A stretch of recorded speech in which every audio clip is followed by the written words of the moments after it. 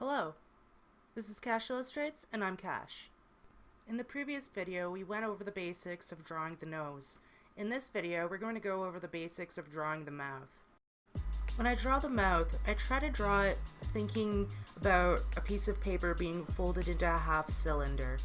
This is because the inside of our mouths and where our teeth lie, it's not just straight, so if you draw it straight, then it's just gonna look strange. So this is why I do a curved line, and I always imagine it in there, even if I have no intention of drawing the teeth. This is because the underlying shape actually affects the exterior look of the face and the cheek. When you cut the cylinder horizontally in half, you can actually start imagining it as teeth. This is particularly useful if you want to draw the mouth open.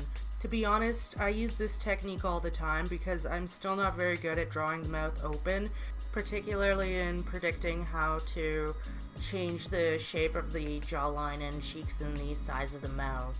Now let me just quickly and poorly draw some teeth in for you before we continue on.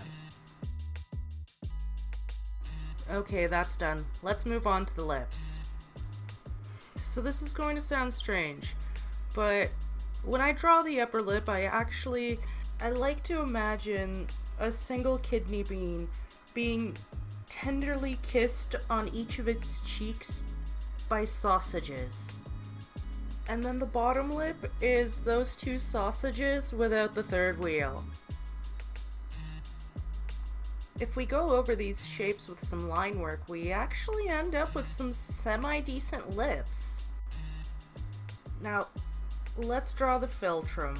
That's what the lines between your lips and your nostrils are called.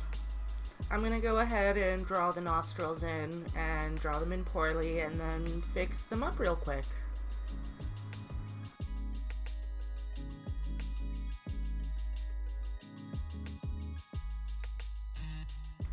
Let's take a look at some facial muscles. I'm going to embarrass myself by trying to pronounce these. So I'm going to focus on the orbicularis oris. That's the round muscle around the mouth. The mentalis, which is the chin. And I kid you not, the nasolabial fold lines. That's the line between the corner of your mouth to your nose. And now from the profile.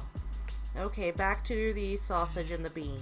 This time around, I only draw half of the bean, which is a circle, and the sausage is a little bit pinched. It's not really a sausage, but let's call it a sausage still. For the bottom lip, repeat the process we did before with the upper lip, but don't include the circle. Now let's just sketch in the orbicularis oris. Now let's go over this with a little bit of line work.